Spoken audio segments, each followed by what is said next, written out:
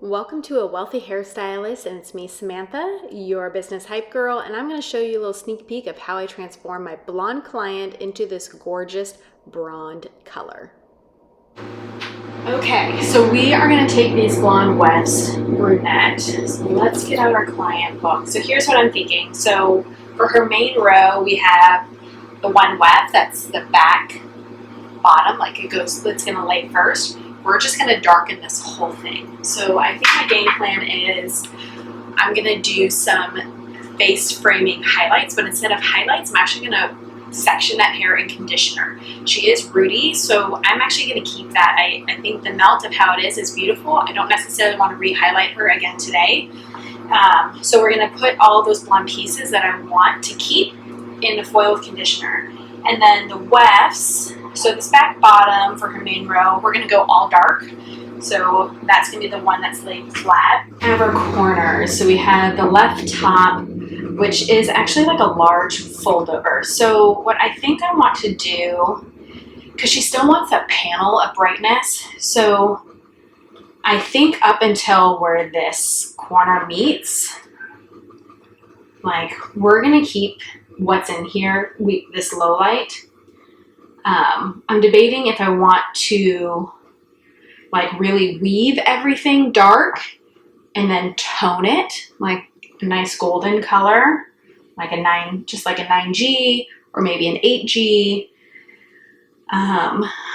Maybe just a 9G because she still wants the brightness. So maybe we reroute dark and low light, either that or we keep this solid panel light and then everything else goes dark.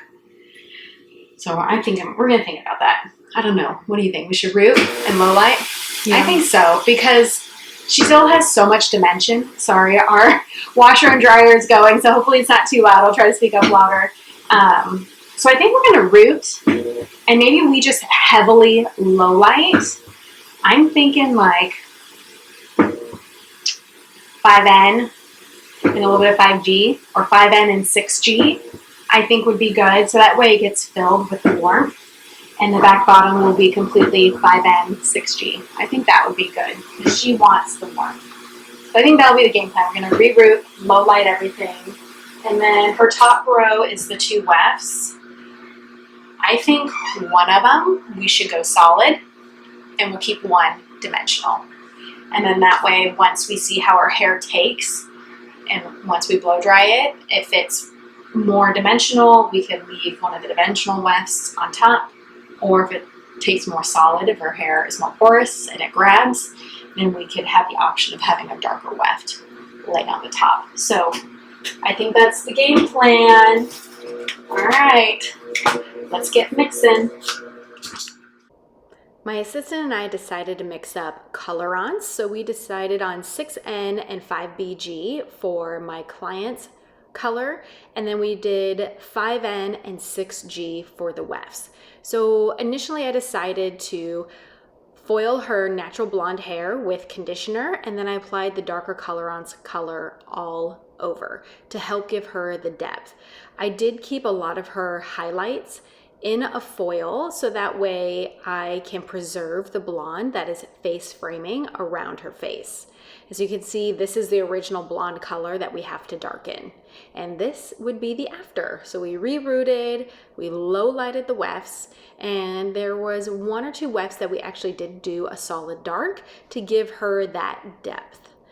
And as you can see here, I started to hand lay her extensions. She only wears one large row and then a mini row right above it to help kind of fill in and give her some more fullness in the back of the hair.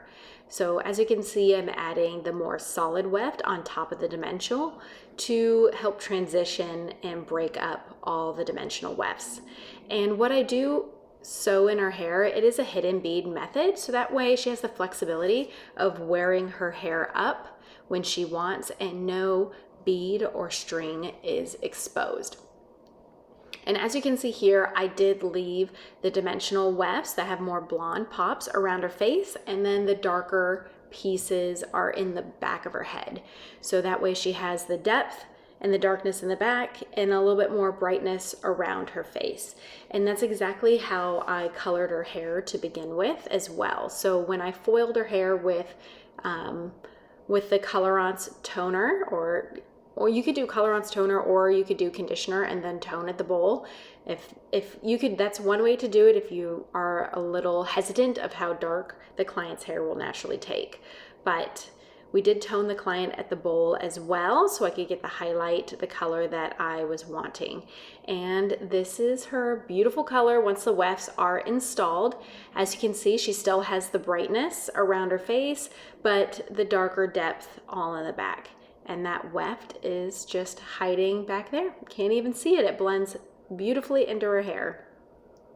And I am curling her hair with a 1 1/4 inch extra long barrel from Ionic. And this is her gorgeous after. So pretty. Gosh, it just makes her blue eyes pop. Don't forget to hit like and subscribe for all behind the scenes hair and beauty business tips.